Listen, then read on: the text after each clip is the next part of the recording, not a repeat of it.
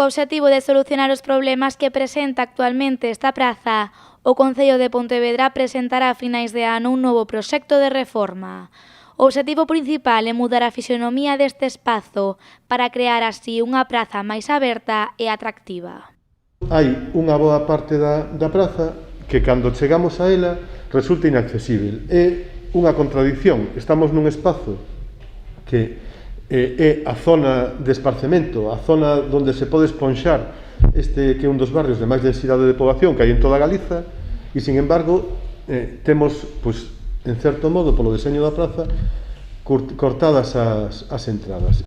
Entre os problemas que rexistra actualmente esta praza destaca, por exemplo, o estado da pavimentación, tamén a mala distribución das diferentes zonas de xogo e a falta de conexión que hai entre o tráfico rodado e a circulación peonil. Non está decidido nada, pero hai que ampliar o espazo para a circulación peonil no perímetro da praza, vale? E hai que cambiar a forma do aparcamento. Non pode ser que os fuciños ou os cubos dos vehículos invadan o aparcamento, o sitio por onde circulamos as persoas, deixándonos, cando circulamos as persoas cando vamos a andar, vale?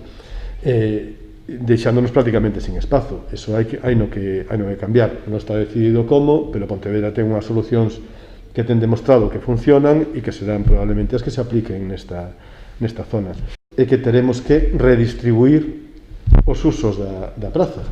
Vale? Está claro que temos todos os usos concentrados no mesmo cuarto de praza, que temos unha zona moi densa e que, polo tanto, haberá que redistribuir os usos alrededor da praza. E, de alguna maneira, haberá que gañar sombra para o verán en algúns espazos.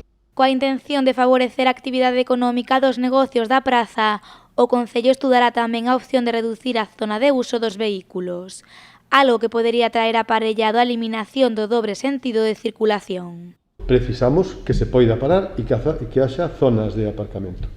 Pero tamén precisamos que se circule, que os peóns podamos circular. Se un peón non pode chegar a un comercio, non pode chegar a unha cafetería, non vai consumir. Polo tanto, o que temos é que, como no resto da cidade, chegar a un acordo entre eses dous usos. Se eses dous usos precisan que se reduza a zona que utiliza o coche, pois haberá que estudar que se reduza.